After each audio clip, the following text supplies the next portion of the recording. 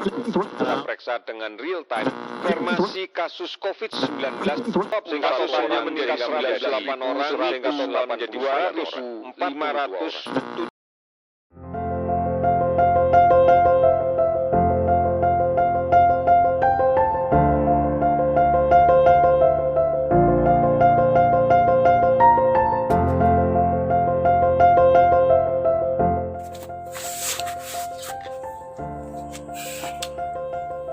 Halo, saudara-saudaraku terkasih.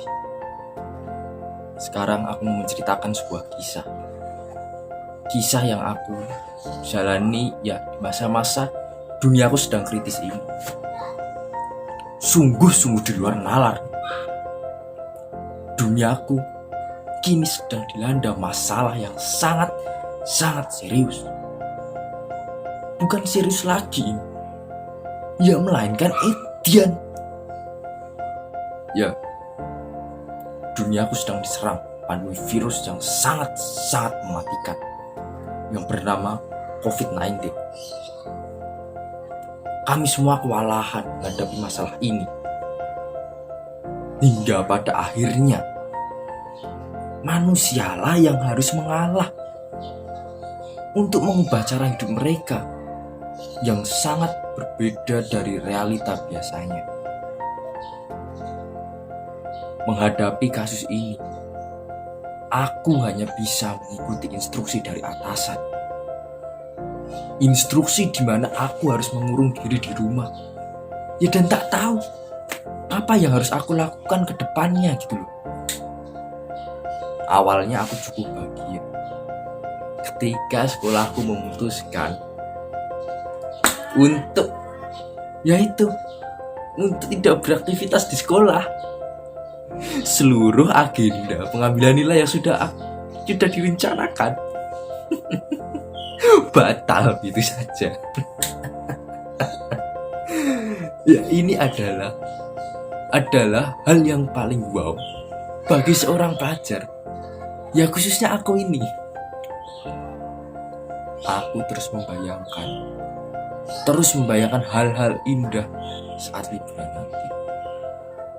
Tentu saja disertai dengan senyuman tipis yang tanpa sadar muncul dari bibirku. Menonton film sepuasnya, bermain game hingga larut malam, memandangi laut di senja hari, dan masih banyak kehebatan yang akan aku lakukan. Tetapi kenyataannya kondisi tidak berpihak padaku. Rencanaku kini menjadi angan-angan belaka. Sangat kecewa rasanya ketika rencana yang sudah aku bayangkan tiap hari harus tergantikan dengan pembelajaran online yang sangat membosankan dan menyibukkan. Aku hanya bisa menerima dan mengumpat dalam hati. Umpatan yang tak tahu harus ditujukan kepada siapa. Ya karena memang tidak ada yang bisa disalahkan dalam kondisi ini gitu loh. Anjir lah.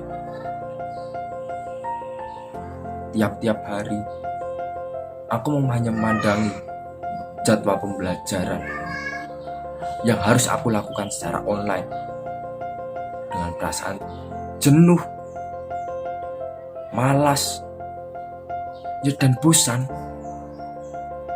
Tugas-tugas yang menumpuk dan tes yang sudah direncanakan hanya bisa menyesakkan dada. Apalagi deadline tugas yang sangat singkat, dan itu hanya membuatku merasa seperti dikejar setan. Sulit rasanya otakku ini. Otakku mati rasanya. Biasanya aku ini bisa bertahan 2 jam ketika belajar. Ya kini baru setengah jam saja aku sudah tewas. Seminggu, 2 minggu, 3 minggu, 3 minggu lebih 1 hari. Hari-hari itu aku lalui dengan perasaan jenuh, cemas, gelisah. Aku mulai berimajinasi tentang hal-hal aneh, membayangkan hari di mana aku tertawa bersama teman-temanku. Akhirnya, ya, hal-hal inilah yang membuatku tertawa sendiri. Gila rasanya. Akhirnya, aku pun tersadar. Aku tersadar bahwa semua itu terjadi, yaitu akibat aku gagal beradaptasi dengan pola hidup yang baru ini. Aku terus berpikir bagaimana caranya aku dapat keluar dari penjara kejenuhan ini. Tak ada yang ketemukan, hanya kekosongan yang ada di otakku ini. Ya, hingga akhirnya aku berkonsultasi dengan temanku yang selalu menemani aku tidur. Ya, dia adalah bantalku. Muncullah semangat dan niat ketika aku usai berkonsultasi dengan bantalku ini. Rasanya aku telah didatangi malaikat ketenangan dalam diriku. Aku awali ketenangan itu dengan bermain sebuah game online. Aku manfaatkan game itu untuk bersosialisasi antar manusia yang hidup.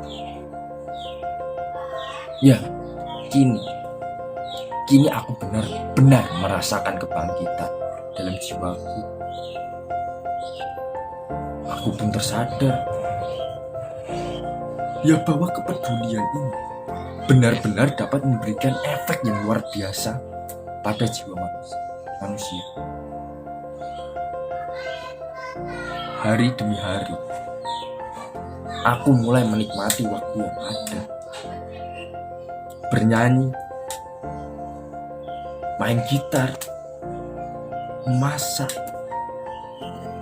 Ya itulah yang menjadi bagian terfavoritku dalam menjalani kehidupanku saat ini. Hal-hal inilah yang membuatku bertahan hingga saat ini. Mulai dari detik itu, aku berpikir bahwa aku pasti bisa melewati permasalahan ini. Tentu saja dengan dukungan orang-orang tersayang di sekitarku juga membuatku menikmati masa-masa ini. Ya, jujur, aku ini sangat rindu berkumpul, bercanda, dan berpetualang dengan orang-orang yang aku cintai. Tetapi memang keadaan tidak memungkinkan. Dalam benakku, aku menyadari tentang pentingnya kepedulian membuatku ini bangkit.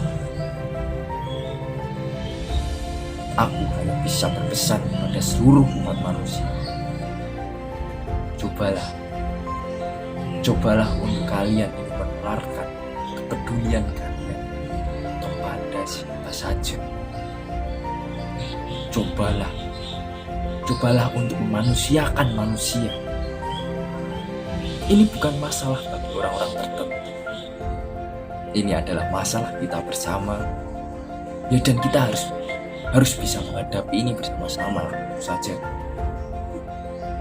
Bagi para pejuang medis, bagi para pejuang di barisan terdepan, kami sangat bangga dan berterima kasih. Ya, karena kalian telah memperjuangkan hidup kami semua. Mungkin itu saja yang dapat aku sampaikan. Terima kasih.